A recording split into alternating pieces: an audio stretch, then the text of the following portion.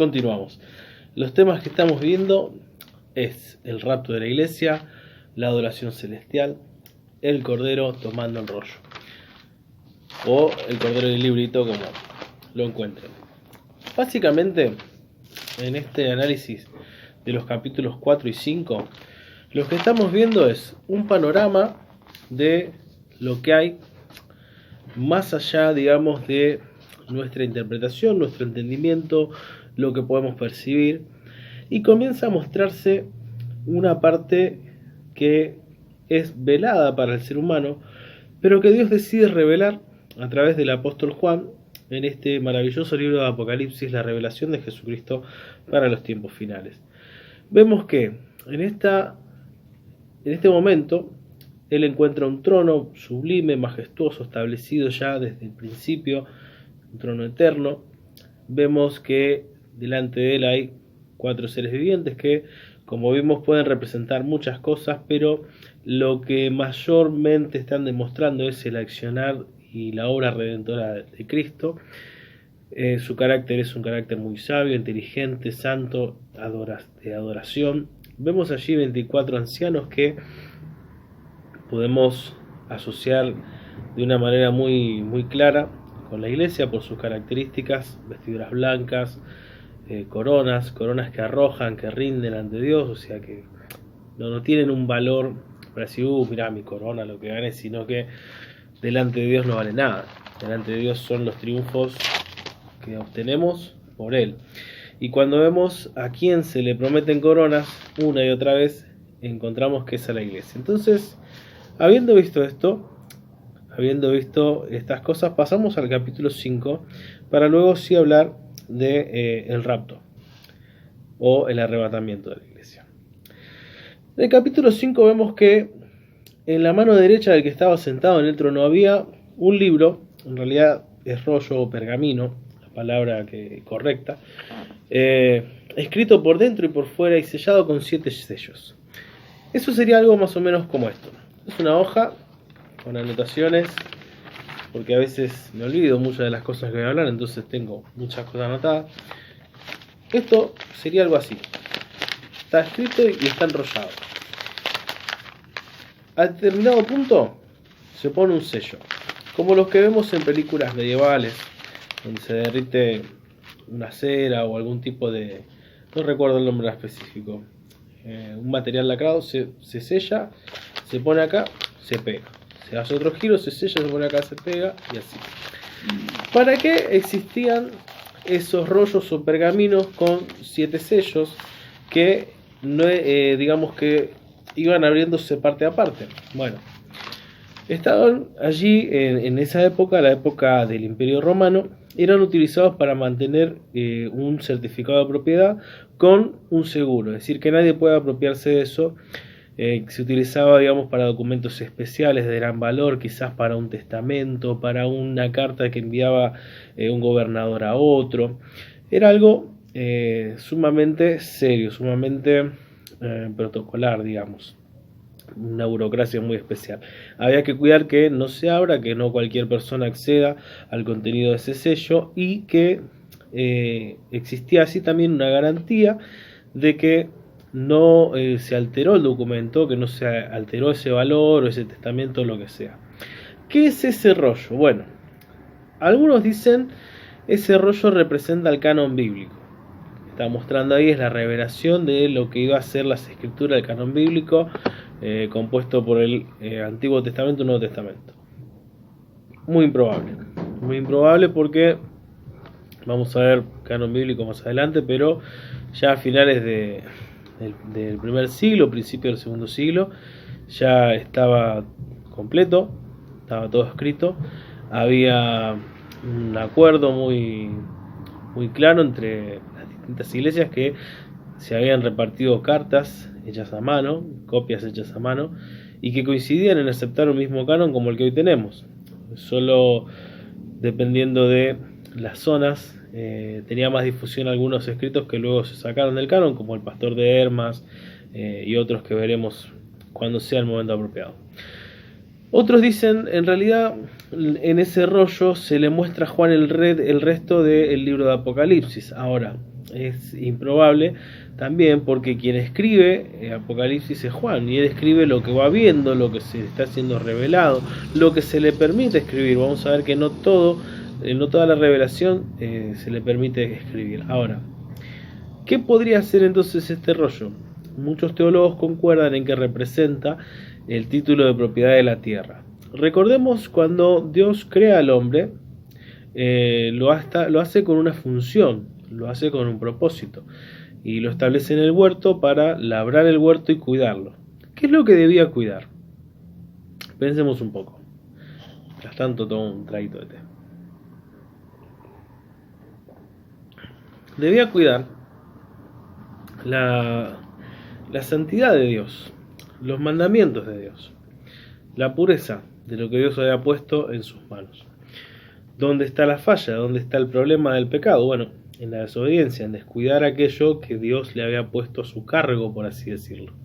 Entonces, toda esa autoridad que tiene el hombre, de hecho Dios crea al hombre y a la mujer, le da autoridad, los manda a enseñorearse de la tierra, fructificar, multiplicarse, esparcirse, dominar, juzgar la tierra, de repente ahora ya no lo puede ejercer.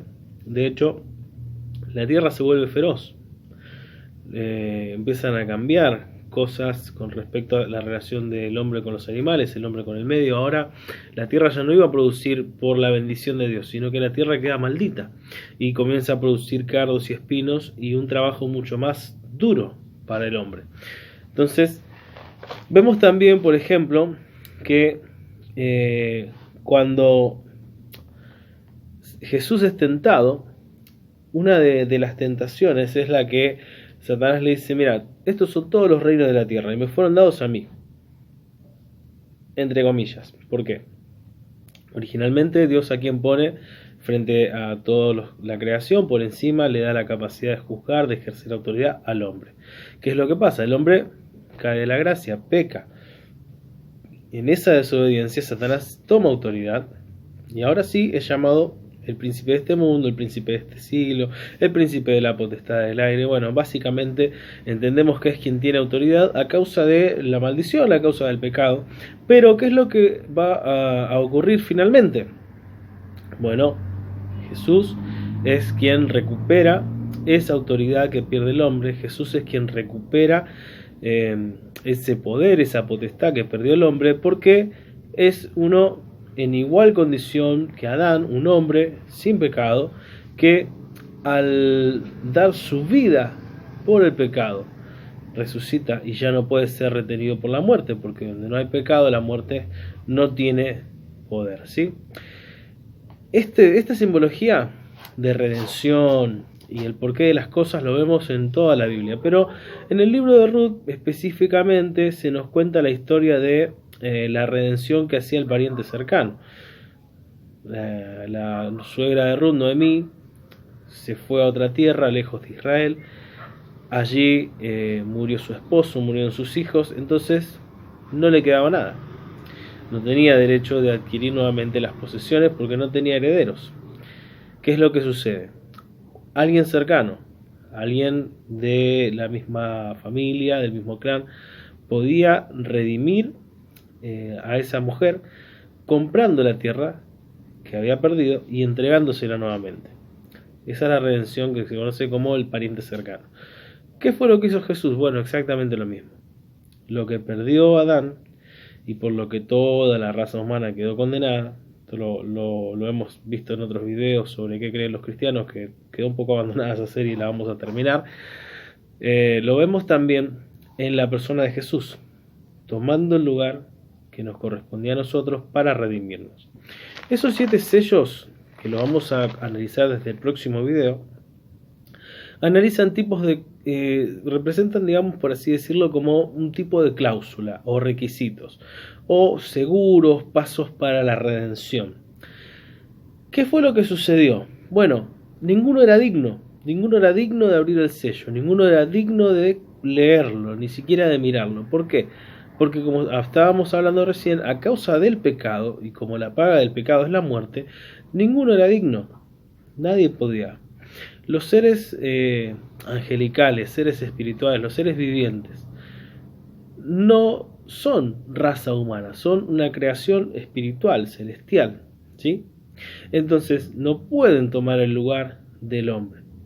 Pero Dios en su misericordia se hizo hombre para que al pagar el precio, Jesús pagando el precio del pecado con su muerte, podamos nosotros recibir la salvación por medio de la fe, por medio de la gracia.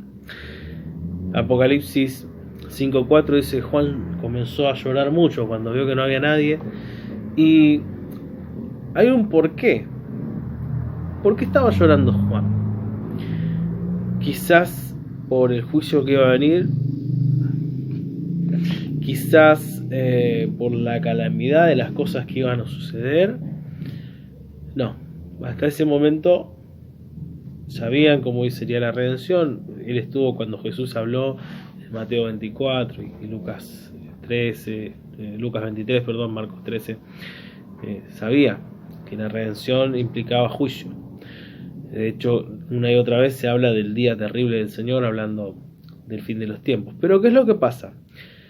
Él lloraba porque nadie era capaz de completar la obra, ¿sí? Y esta visión que está teniendo Juan es una visión que está mostrando lo que ocurrió, lo que sucede desde el momento que Cristo entrega su vida y recibe total autoridad. Recupera eso que la humanidad perdió, recupera el poder, y ahora se puede efectuar la redención divina. ¿Quién aparece entonces acá en este relato? ¿Qué figura aparece? Dice: uno de los ancianos me dijo: no llores, he aquí el león de la tribu de Judá, la raíz de David ha vencido para abrir el libro y desatar sus 7 sellos. ¿Quién es el que aparece? León de la tribu de Judá, la raíz de David. Esto es el cumplimiento de la profecía o la promesa que Dios le hace a David en el segundo libro de Samuel, capítulo 7, donde le dice que uno de sus herederos sería rey y que reinaría por siempre, su reinado no tendría fin. ¿Quién es este rey? ¿Quién es este león? Jesús. ¿Qué otra figura se le da? Dice: y miré y vi que en medio del trono y de los 4 seres vivientes y en medio de los ancianos estaba en pie un cordero como inmolado que tenía 7 cuernos y 7 ojos, los cuales son los 7 espíritus de Dios enviados por toda la tierra. Esta figura de el león y el cordero representan totalmente a Jesús. Él es el león y él es el cordero. ¿Cómo estaba este cordero? ¿Qué imagen trata de describir? Estaba como inmolado, o sea, se notaba en él las marcas de su sacrificio, ¿sí? Esto también lo podemos comprobar en los evangelios cuando se presenta frente a sus discípulos luego de resucitar, el relato en el que Tomás mete su dedo en la llaga y bueno, conocemos la historia, ¿no? Ahora, dice que tiene 7 cuernos. No es que tenía así 7 cuernos como un anime fantasioso o algo por el estilo, sino que está hablando de autoridad. Los cuernos representan autoridad para gobernar, autoridad para ejercer dominio, y al hablar de 7 cuernos está diciendo él tiene la total autoridad, él tiene autoridad plena y completa. También tiene 7 ojos, no es que tiene 7 ojos así desparramados por la cara, sino que nos está hablando que el Espíritu de Dios sigue manifestándose con poder a través de la persona de Jesucristo. Dice, esos 7 ojos son los 7 espíritus de Dios. Como ya hablamos antes, habla de una manera múltiple en la que Dios manifiesta su plenitud y su gracia. Versículos 8 al 14 nos hablan de una adoración celestial espléndida. Vimos primero en el capítulo 4 cómo es que se postran estos seres, dan voces, los 24 ancianos se rinden, pero ahora en el capítulo 5 lo que se nos muestra es algo wow. Y permítanme tomar un traguito para seguir. Dice: cuando hubo tomado el libro, los 4 seres vivientes y los 24 ancianos se postraron delante del Cordero. Todos tenían arpas y copas de oro llenas de incienso, que son las oraciones de los santos. Entonces, en primer lugar, vemos en este nuevo paso, en esta nueva adoración, que los cuatro seres vivientes, los 24 ancianos, se postran. Esta señal de postrarse es reconocer la autoridad, rendir la vida, ¿no? Luego vemos que cantan un nuevo cántico diciendo: digno eres de tomar el libro, de abrir sus sellos, porque tú fuiste inmolado y con tu sangre nos has redimido para Dios de todo linaje y lengua y pueblo y nación, y nos has hecho para nuestro Dios reyes y sacerdotes, y reinaremos sobre la tierra. ¿Para quién son todas esas promesas? Para la iglesia. Entonces, ¿a quién representan estos 24 ancianos? A la iglesia. ¿Dónde va a estar la iglesia? La iglesia está en la presencia del Señor durante, o mejor dicho, momentos antes del inicio de la gran tribulación. Por lo menos esa es la postura teológica que yo considero más correcta. Hay personas que hablan de un rapto a mitad de la tribulación, hay otros que hablan de un rapto al final de la tribulación, hay otros que dicen no va a haber ningún rapto, pero leyendo las escrituras, investigando por acá, por allá, considero que hay bastante material para creer en esto, ¿sí? Para confiar que es así. No es algo dogmático, las tres posturas tienen sus argumentos, pero estudiándolos a todos, y los invito a ustedes también, sáquense sus dudas de todo este tema. Considero que esto es lo más correcto, por lo menos mi opinión.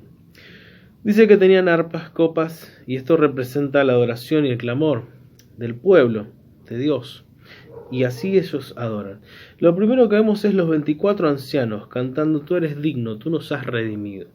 Luego vemos que a esto se suman ángeles, dice el versículo 11, y miré y oí la voz de muchos ángeles alrededor del trono, y de los seres vivientes y de los ancianos, y su número era millones de millones, que decían a gran voz: el Cordero fue inmolado es digno de tomar el poder, las riquezas, la sabiduría, la fortaleza y la honra y la gloria y la alabanza. Entonces acá vemos que el segundo canto aparecen millones de ángeles que adoran.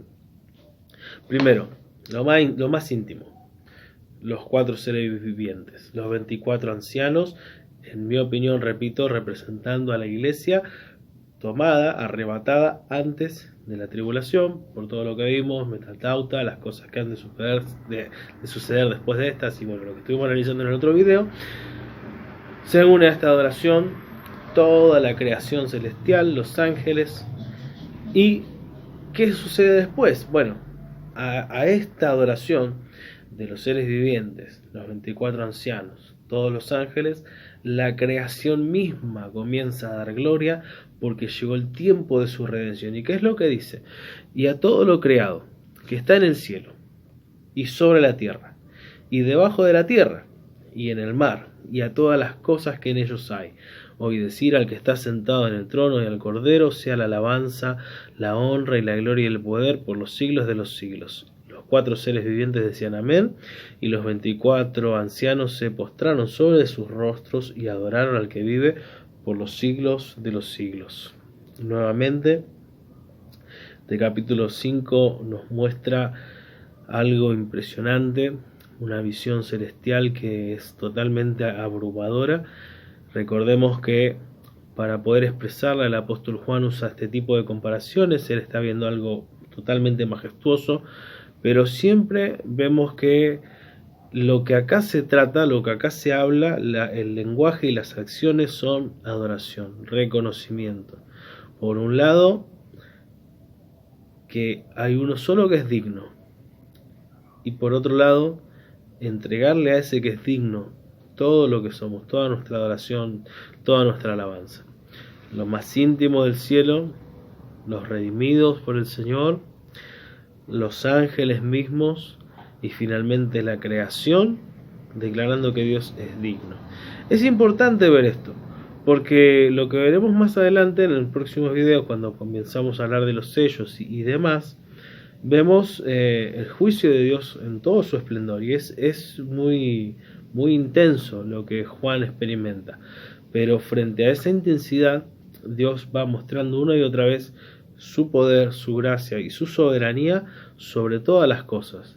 Acá la creación está gozosa de que llegó el tiempo de su redención, que no es algo sencillo, que no es algo fácil, que es un proceso muy duro, en el cual Dios va a tratar de una manera muy particular con todo lo que está sobre esta tierra, y lo vamos a ver, pero aún así dan gloria, aún así dan honra, aún así dan alabanza, aún así dan poder al que vive por los siglos de los siglos. Y esa es una actitud que debemos aprender a tener.